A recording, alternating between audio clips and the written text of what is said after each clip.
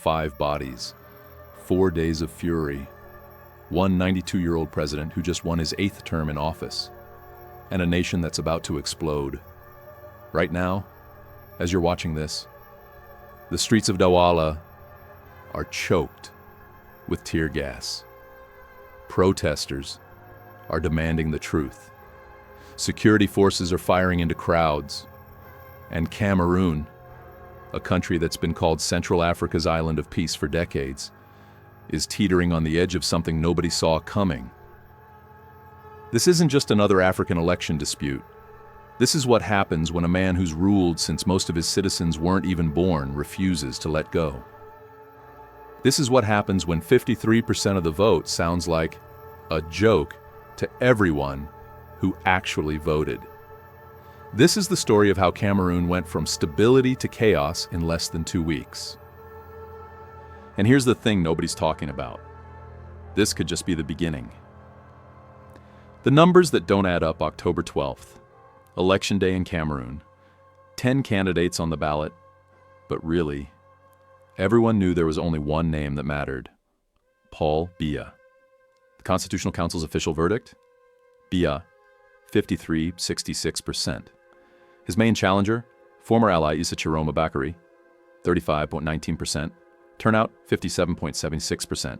Over 4 million votes cast. Clean official final. Except, here's where it gets interesting. Before these numbers were even announced, Issa Tchiroma had already declared himself the winner. Not, "I hope I won." Not, "Exit polls look good." He flat out said, "I won this election." Now, you might think that's just political theater. Candidates claim victory all the time, right? But Tchiroma didn't just claim it. He showed his own numbers.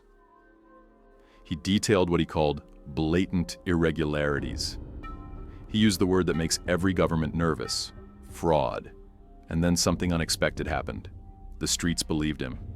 Within hours, protests erupted, not in one city, but across the entire country. Yaoundé, Douala, Garoua. Places that have stayed quiet through decades of Biya's rule suddenly came alive with anger. Young people poured into the streets carrying banners that read, "Power must return to the people," and "We demand the truth about the election." By Sunday, at least 5 people were dead. Police stations were under attack. Tear gas blanketed entire neighborhoods. The governor of Littoral region called it premeditated acts of violence and a serious threat to national security. The government's response? Arrests, crackdowns.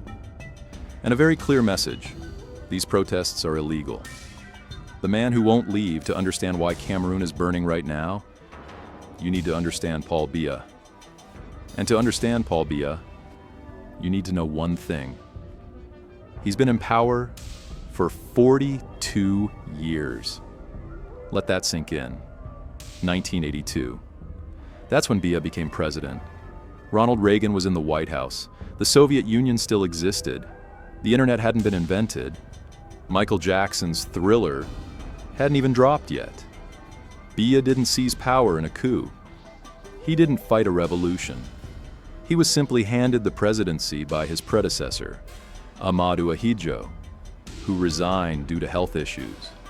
Biya was the prime minister, the natural successor, the safe choice.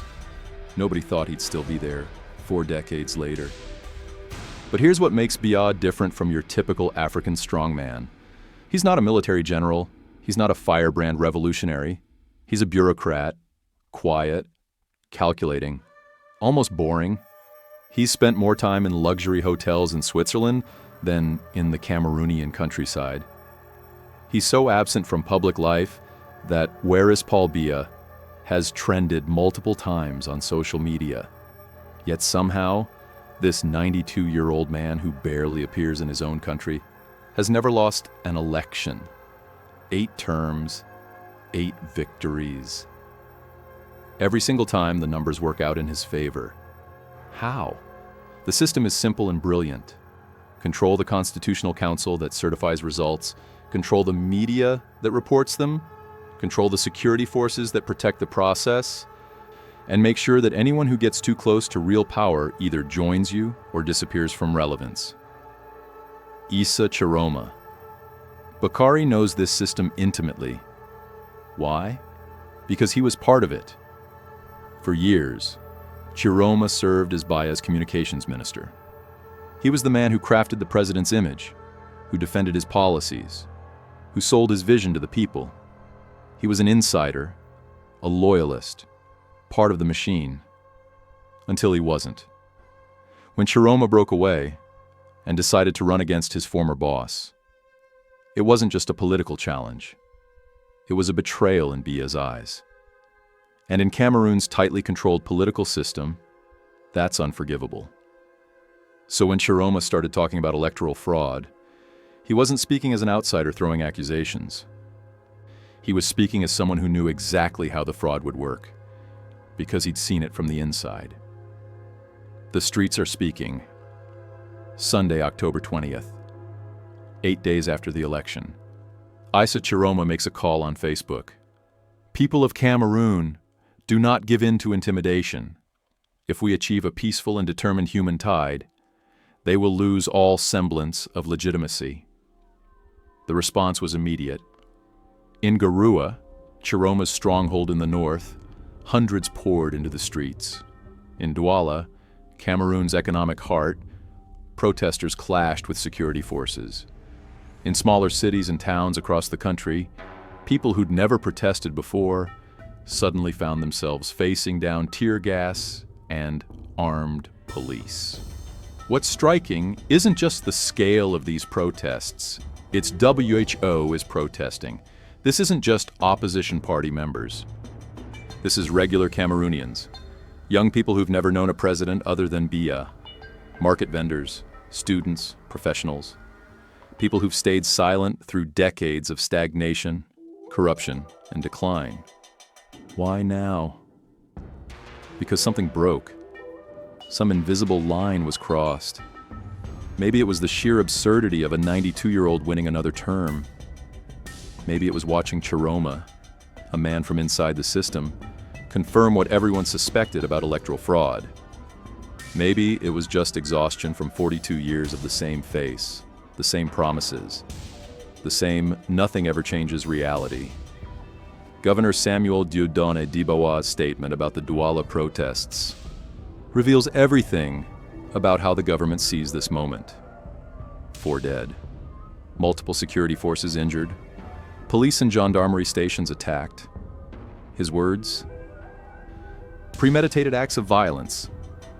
Notice what's missing from that statement. Any acknowledgement that people might have legitimate grievances. Any suggestion that the electoral process might need scrutiny. Any hint that perhaps, just maybe, a 92-year-old winning his 8th consecutive term might raise questions. Instead, investigations into the protesters, threats against instigators. The Minister of Territorial Administration, Paul Biya, warned against illegal protests and promised action. One protester carried a banner with a message that caught international attention, an appeal to US President Donald Trump to help Cameroon. It's a desperate, somewhat naive gesture, but it reveals something crucial. These protesters feel completely abandoned by their own system.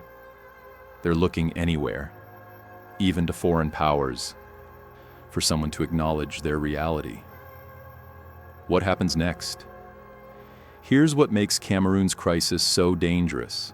This is uncharted territory. For decades, Cameroon has been the exception in a volatile region. While neighbors like Central African Republic and Chad descended into chaos, Cameroon remained stable. Boring even. The kind of place that doesn't make headlines.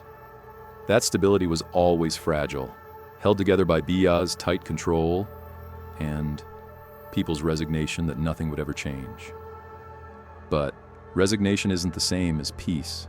It's just exhaustion. And exhaustion eventually runs out.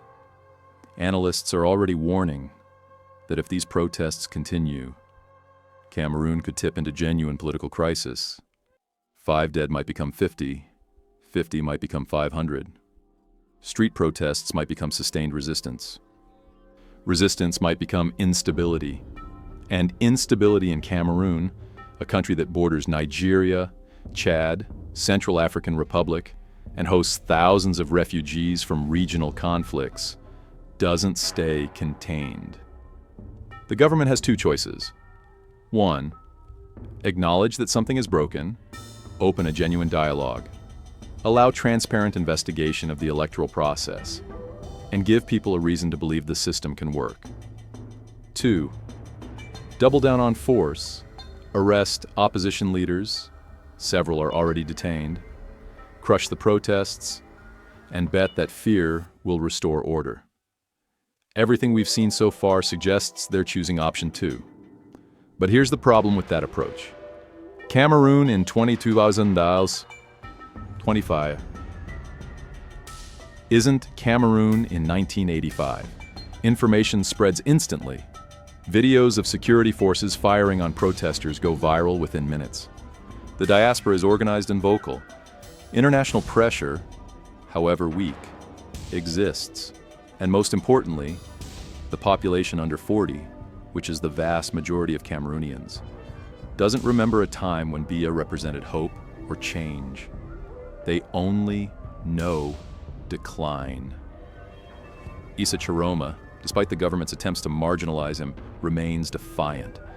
His message resonates because it's simple and undeniable. The emperor has no clothes. A 92-year-old man winning his 8th term with 53% of the vote while the streets explode in protest doesn't look like democracy. It looks like exactly what Tchiroma calls it, a stolen election. Whether he actually won is almost beside the point now. What matters is that millions of Cameroonians believe the system is rigged, believe their votes don't count, and believe that the only way to be heard is to take to the streets. And when people stop believing in the system stops working. Closing. So where does this end? Honestly, nobody knows. Cameroon could pull back from the edge. The protests could fizzle out. Life could return to the exhausted stability that's defined the country for decades. Or this could be the beginning of something much bigger. The moment when 42 years of control finally breaks. When the question isn't whether change is coming, but what form it takes and how much blood it costs. 5 people are already dead. How many more before someone blinks? This is Cameroon, 2025. A 92-year-old president who won't leave. An opposition leader who knows too much. And a nation that's finally, dangerously, done waiting.